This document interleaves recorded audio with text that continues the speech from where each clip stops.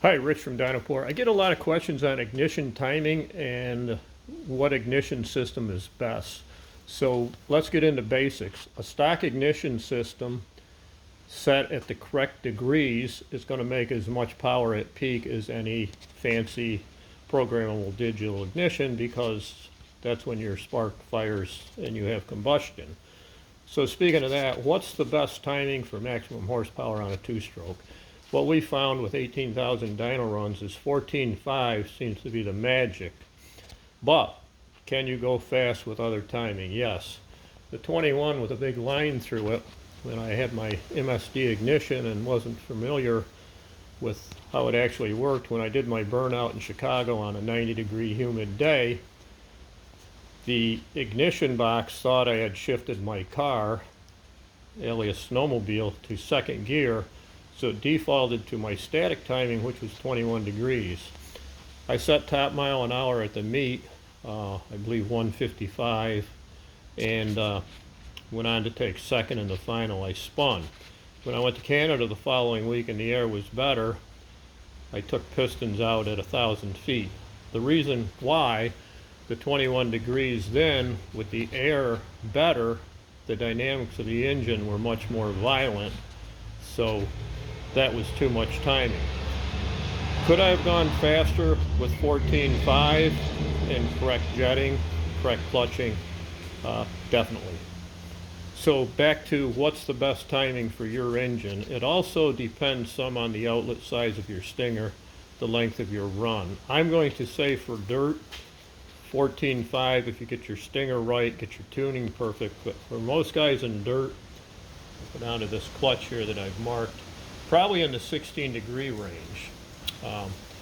So speaking of that, back to why your stock ignition is good or very close. In the dirt where you have excellent traction, a digital ignition could give you a slight advantage down here at your lower RPMs engagements, say 58 or say 6200. You can add 30 or 32 degrees.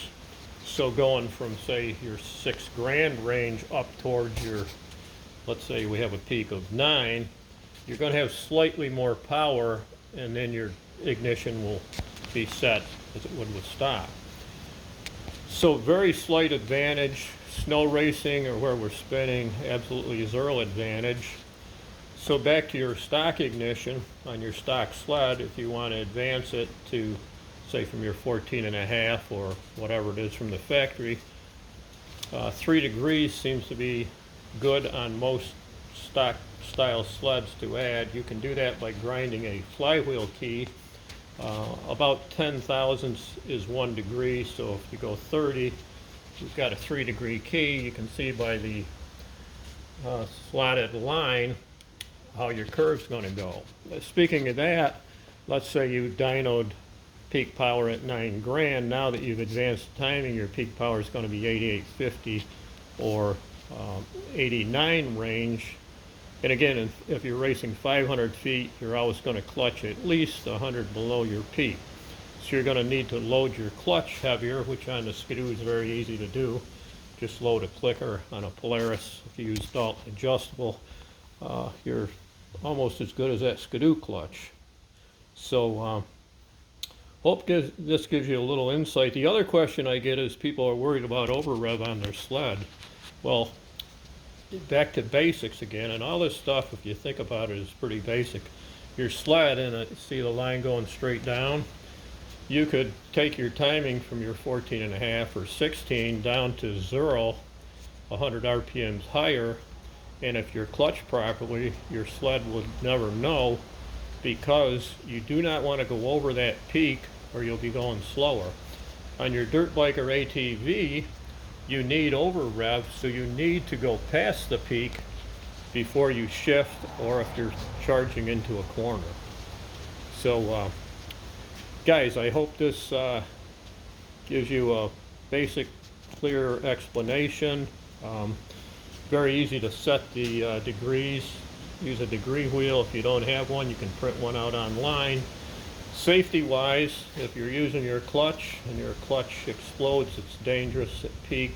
So stand on the magneto side, point your timing light at it. If you've got a remote starter, mark your ignition flywheel.